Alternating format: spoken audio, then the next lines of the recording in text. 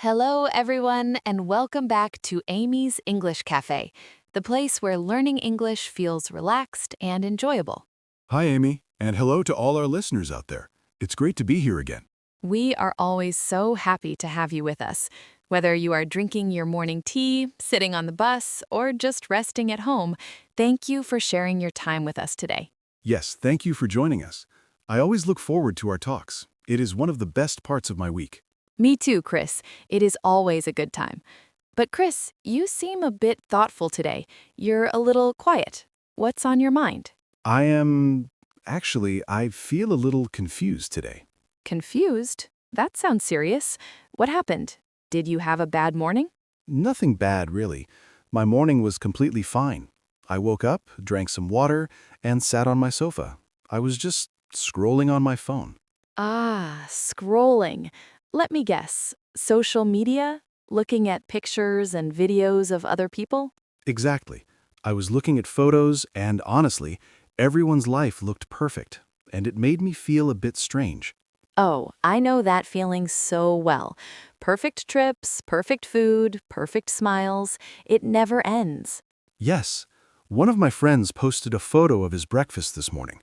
It looked like something from a luxury hotel. It was incredibly aesthetic. Ooh, let's pause right there. Aesthetic. That is a fantastic word, but it might be difficult for some of our listeners. Let's explain it. Good idea. Aesthetic is spelled A-E-S-T-H-E-T-I-C. It means something that is concerned with beauty or the appreciation of beauty. In the world of social media, when we say something is aesthetic, we mean it looks very stylish, visually pleasing, and perfect for a picture. Right. So your friend's breakfast wasn't just normal food, it looked like art. What exactly did he have?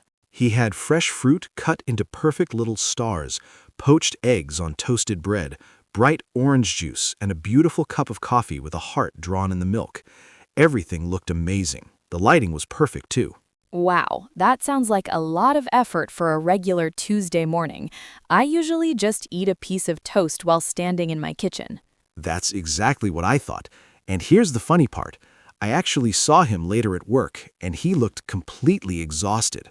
Exhausted. That's another great word for our learners. It means extremely tired, right? Like you have absolutely no energy left. Yes, exactly. He looked exhausted. He was drinking a cup of terrible office coffee and yawning. I asked him about his amazing breakfast, and you won't believe what he said. What did he say? Did it taste as good as it looked? He told me he spent so much time taking the perfect photo that he didn't even enjoy the meal. He was moving the plate around, trying to catch the sunlight from the window, standing on a chair to get the photo from above. Oh no. So by the time he sat down to eat, the food got cold? Exactly. Cold eggs, cold toast, and bad coffee. But he got a great picture for his profile. That's both funny and a little sad, isn't it? He traded a warm, delicious meal for a cold meal and a few likes on the internet. It is sad. And it really connects to our main topic for today's episode, social media versus real life. That's a powerful and important topic. We spend so much time online these days, looking at screens. True, what we see online is almost never the full story. It's a highly curated version of reality. Curated. I love that word. Let's break it down for our listeners. If something is curated, what does it mean, Chris? To curate something means to carefully choose, organize, and present it, like a museum curator chooses which paintings to put on the wall.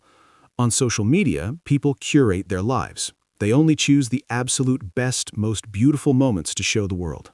That is a perfect explanation. They don't show the messy parts, the boring parts, or the sad parts. They only show the curated, perfect parts. Exactly. Amy, do you post a lot online? Not as much as I used to, but I have to admit something. I have a confession to make. Oh, a secret? I love secrets. Tell me. Yes, sometimes before I take a photo for social media, I move things around in my house. I try to make my living room look pristine. Pristine, another excellent vocabulary word. Listeners, pristine means completely clean, perfect, and unspoiled, like it has never been touched. So you make your house look pristine before taking a picture. I try to. If I want to take a picture of my dog sleeping on the rug, I might quickly kick a pair of dirty socks out of the way, or I'll move a pile of messy papers off the table so they're not in the background. So even your real photos are not completely real. You are changing the scene. Exactly. I'm guilty of it too. We all want things to look better than they really are. We want people to think our houses are always clean and peaceful. It's human nature, I suppose. I saw a beach photo yesterday from a travel blogger. It looked incredibly tranquil. Tranquil. That's a beautiful word. It means calm, quiet, and peaceful. Yes, in the photo, the water was crystal clear, the sand was white, and there was absolutely no one else around. Just one person looking out at the tranquil ocean. Sounds relaxing. I would love to be there. But here's the catch. Later, I saw a video taken by someone else at the exact same beach on the exact same day. It was chaotic. Chaotic is the exact opposite of tranquil. It means completely disorganized, noisy, and full of confusion. It was completely chaotic. There were hundreds of people, kids screaming, loud music playing from radios, and trash on the sand. The blogger had just found one tiny, quiet corner and pointed their camera at the water to avoid showing the crowd. Wow, so the photo only showed one small, carefully chosen part of the beach. Yes, just the perfect angle. It wasn't a lie, but it wasn't the whole truth either. That's what people call a highlight reel. Highlight reel. Can you explain that phrase? Of course, in sports, a highlight reel is a short video showing only the best and most exciting moments of a game. The goals, the amazing catches. It doesn't show the boring parts where players are just running back and forth. In life, social media is our highlight reel. That makes total sense. We only post our goals and our wins. No one posts the boring or difficult moments. Exactly. No one shares photos of their messy kitchens, their overflowing laundry baskets, or their stressful workdays where they cried in the bathroom. But those are real parts of life. Everyone has laundry. Everyone has bad days. They do. And because we don't see those bad days online, sometimes it makes people feel incredibly inadequate. Inadequate. That's a tough word and a tough feeling.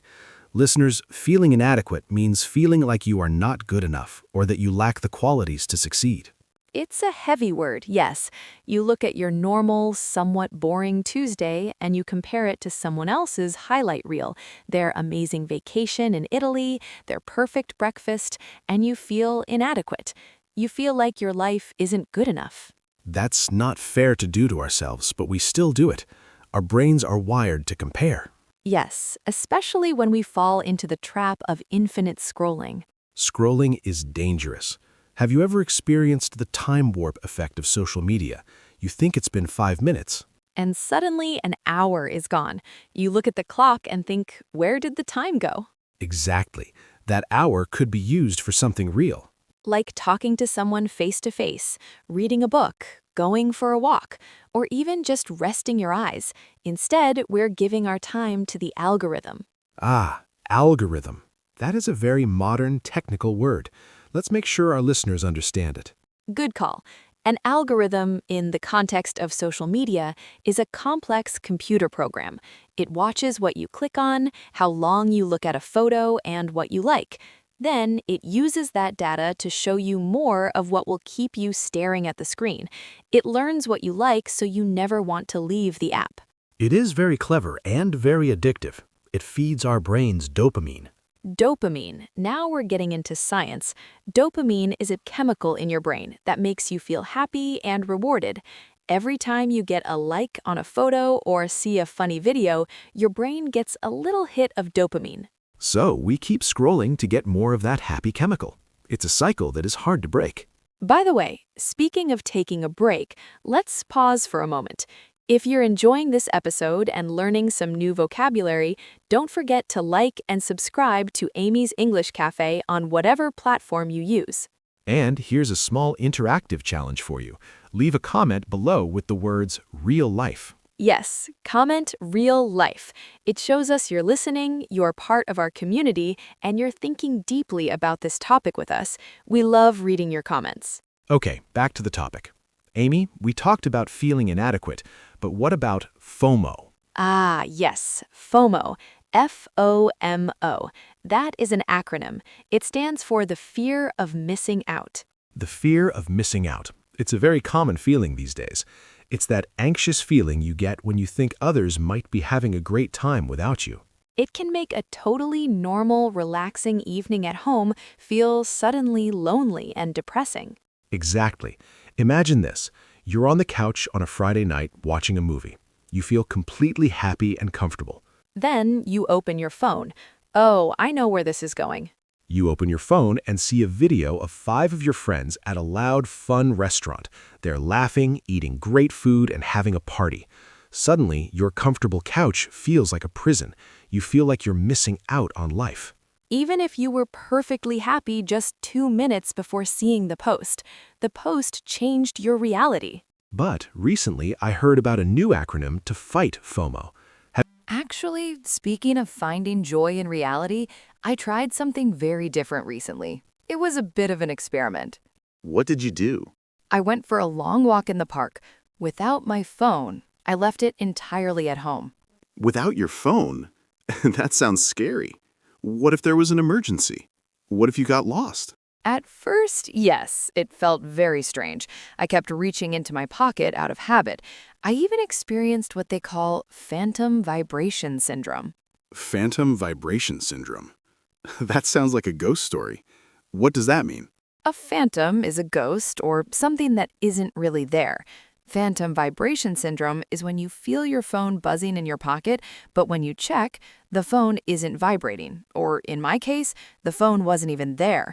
My brain was so used to being connected that it imagined a notification. That is incredible and a little bit frightening. How long did it take for you to relax? After about 15 minutes, the anxiety faded, and then I started noticing so much more. Like what?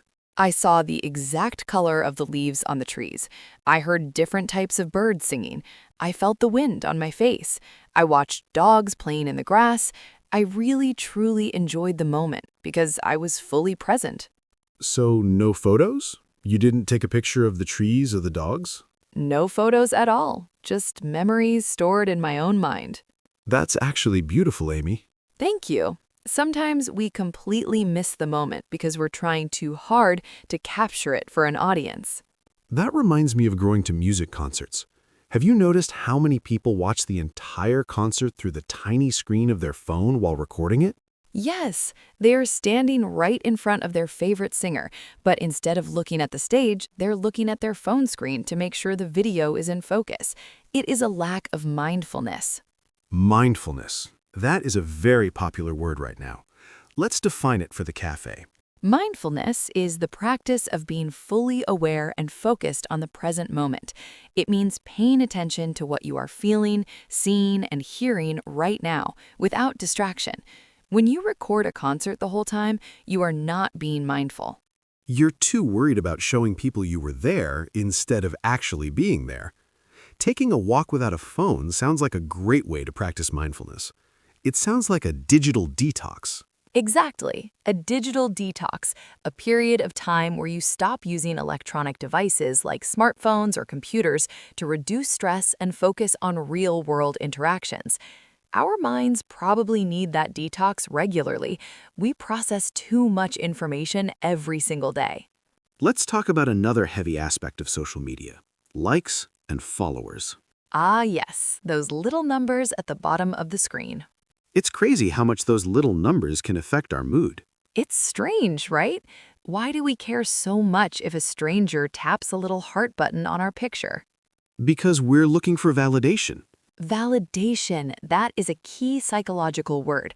Listeners, validation means getting recognition or approval from others. It's the feeling of being accepted and told that you are good, attractive, or important. Exactly. When we post a picture, we're putting ourselves out there. If it gets a lot of likes, we feel validated. We feel happy.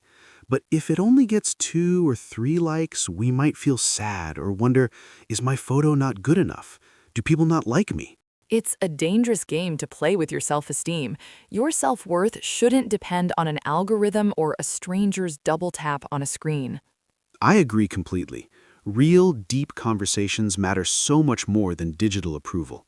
A hug from a friend is worth 1,000 digital likes. This is especially hard for teenagers, don't you think? They're growing up in a world where everything is measured by numbers and followers.